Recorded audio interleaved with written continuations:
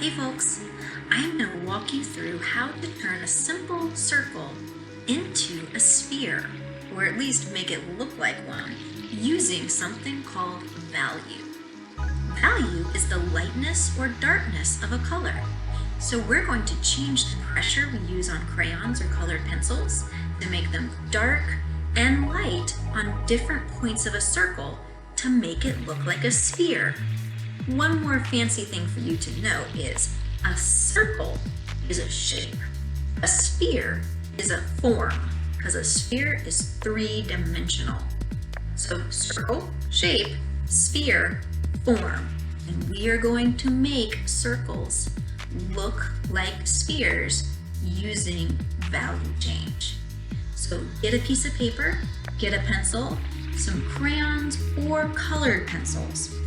Don't use markers for this project or paint, and we will get started. This project I am going to have my paper in landscape just because it's going to give me more space to work. That means it's the long way going across, not up and down. I've got some crayons. You can have colored pencils if you need, and just a regular pencil. Again, don't use markers for this. Use crayons or colored pencils. It's also helpful to find different values of crayons. So here I have a light orange and a dark orange.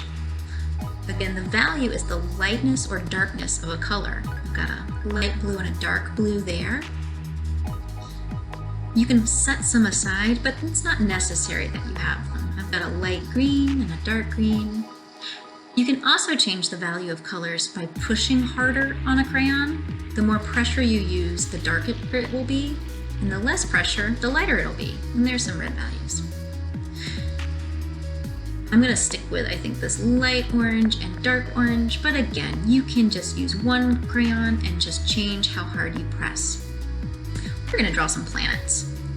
I'm gonna start by drawing the sun, because the sun is going to tell me where the light is hitting my planet. And using light and dark helps us make a shape look more like a form, make it look 3D. So there's my sun. And again, you don't have to do this just like me. I just want to give you a quick example of turning a circle into a sphere. So let's draw ourselves a planet. It doesn't have to be perfect, just take your time. Draw a decent little circle there, or find something to trace to make a circle. And get it set up on your page. Now, here's my planet. And the sun is shining down on my planet and hitting it right there. So that's gonna be the lightest part of my picture. And back here, it's gonna be nice and dark. That's the shadow. So light and then dark on the other side. I'm gonna get my crayons, pick my color I wanna use, and I'm gonna start with a darker orange. Again, I'm going to use two different values of the same color, a light orange and a dark orange, but you can just use one color if you want and change how hard you push. So I'm going to start coming around on the outside, and I'm coloring in kind of a circular motion. I'm not making very straight lines. When I color circular shapes and make them look more three-dimensional, like spheres, I like to use more arched lines or curved lines. So I'm actually working in a circle here, kind of. And I'm not gonna color up there right now because that's where the sun is hitting. When I'm back here towards the back of my planet and the bottom, I'm pushing nice and hard on my crayon to get really good dark color. And as I move up to that top, I lighten up and take the pressure off. So pushing hard in the back, lightening up towards the top. All over your circle.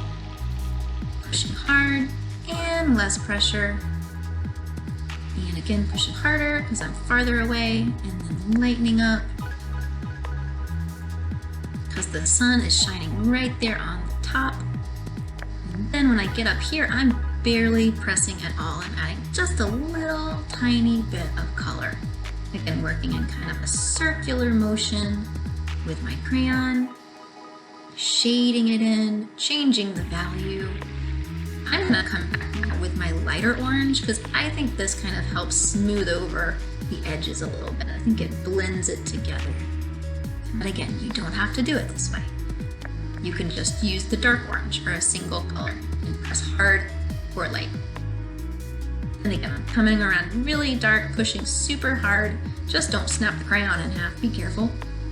Coming around the back, making sure my lines back there are the darkest, and that I'm staying very, very light up at the top where the sun is shining down, because that's gonna be light, right?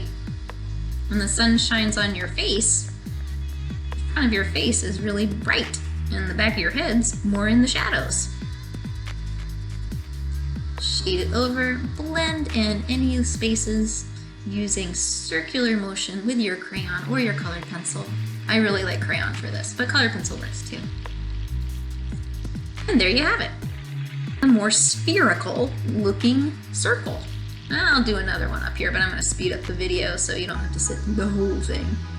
Now my sun is hitting over in the front of that planet since it's moved over a little bit. And I'm again going to push really hard in that back area, working in a circular motion. Lightening up as I get to the area where the sun would be hitting it, and then barely shading in on that area. Again, I'm going to use a darker value crayon to kind of smooth out the edges. But if you only have one color, you can completely do this with just one color. And you can do it with pencil. Pencil works really well because you can blend it using your finger. You can smudge it around. Make sure you get really good and dark in the back, and there you have it. Some planets that look a little more 3D. Have fun!